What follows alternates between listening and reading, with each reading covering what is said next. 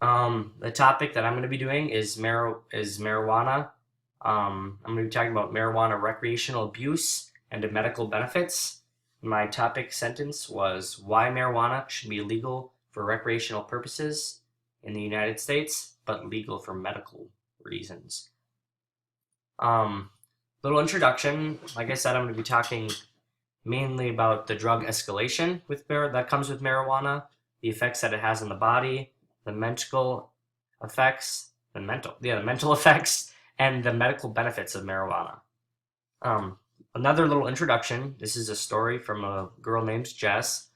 On my 18th birthday, everyone was partying at someone's house, and I decided to celebrate by taking a puff from pretty much everyone's drugs.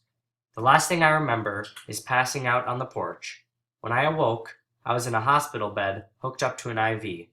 Being so high, I'd been oblivious to how much I was drinking too. The doctors told me I could have died.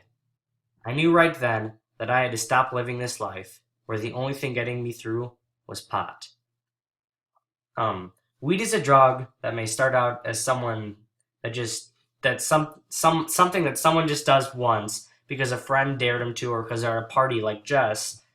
Um, but a simple situation like that can quickly escalate to extremes that can be critical and life changing.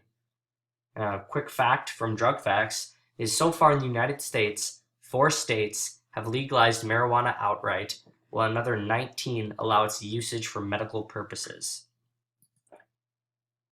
Escalation. 75% of drug abusers in the United States use marijuana. Marijuana also hits the same pleasure centers in the brain that are experienced by the use of heroin and cocaine. And a quote from Jaff said, "The fact that marijuana hits the same receptor-captor system as opiates draws a clear distinction of the negative effects of drug use, which includes addiction and mental and physical ailments." Some effects on the body that marijuana has is it suppresses the immune system, it causes respiratory problems, increased phlegm production, and bronchitis. Some more effects on the body, it has and gives you a decreased appetite. It can lower the ability to fight infection as well as have an adverse impact on the immune system, and it can cause hallucinations, increased heart rate, and a less desire to try. Some mental effects of marijuana is it can cause irritability, sleeplessness, and a quote from Martini states that even if you buy from a legal state regulated dispensary, it can be hard to know exactly how much THC or tetrahydrocannabinol or other compounds is found in marijuana. So basically, what that is saying is if I went to legally purchase, let's say, 2 ounces of marijuana, I wouldn't necessarily know how much THC is in it. And obviously, if you have a varied amount of THC, you can have um, varied effects of it, such as like dependency is one of the things. Some community resources is the Minnesota Recovery Protection, which has various locations and numbers, and that has many different small groups that help with all types of substance abuse. The Axis Residential Treatment has various locations. Their number is 855-402-5593, and it is open 24/7 and is designed to help people who are struggling with addictions to quit. The final community resource that I picked up was the Minnesota Center for Psychology, and its address is 2324 University Avenue West in St. Paul, Minnesota. Its zip code is 55114, and its number is 651-829-6040. And that gives therapy for people who are struggling with substance abuse. Oops, my fault. We're going to watch a YouTube video on someone who is talking about marijuana. There's gonna be stuff around the outside. I'm sorry, I can't fix it. There was a little elderly woman. Starting. Looked like Granny from the Beverly Hillbillies. Yeah, right on there. How long do I have?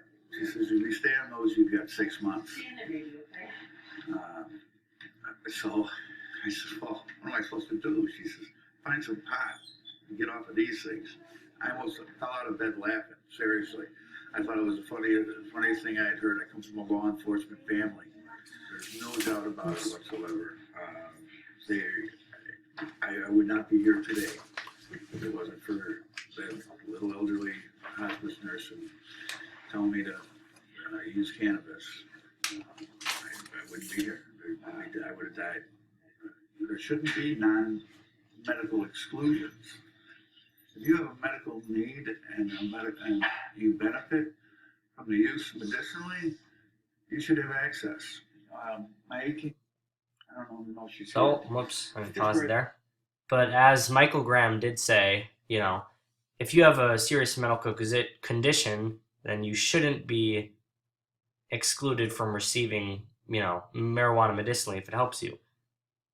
Sorry, I'm scrolling down here. All right, some more medical benefits of marijuana is it helps with muscle spasms caused by multiple sclerosis, nausea from cancer chemotherapy, and Crohn's disease, which is an ongoing disorder that is linked to inflammation of the digestive tract. And all those facts I found from Harding. My conclusion is that I believe that there are many ways to tackle this ongoing issue with marijuana usage and promote healthy behavior. For one, I think that educating kids in middle school about the cons of marijuana usage could benefit many of them. It seems as though when I talk to people, many of them don't really know like what's bad about weed because it's not linked, it's not linked to death, but they don't understand all of the other negative things that it could escalate to and that kind of stuff. So I believe if we educated them, then more of them would know about that, so less would try the drug. Also, I think that the country should make marijuana illegal for recreational use. I think if every state makes it illegal, then a lot of people won't have as many excuses to give as to why it should be able to as to why they should be able to consume marijuana. So people can't just say, well, in Colorado it's legal, so why can't it be legal in Minnesota and stuff? But obviously, I think it should be legal medically for every single state because just like what happened with with Michael Graham, it helped him a lot, and that's why he's alive today. And I think that's really awesome. And if it's monitored and if it's for a medical purpose, it should be legal because it benefits people. To end this off, I have a little quiz. The first question: what percentage of drug users use marijuana in the United States? A, 70%, B, 75%, C, 80%, or D, 95%? The answer is B, 75%. What the? 75%. The final question, it's a true or false. And the statement is, marijuana hits the same pleasure centers in the brain that are experienced by the use of cocaine and heroin. True or false? The answer is true. That's the end of my presentation. Hope you enjoyed it. Yeah, have a good day.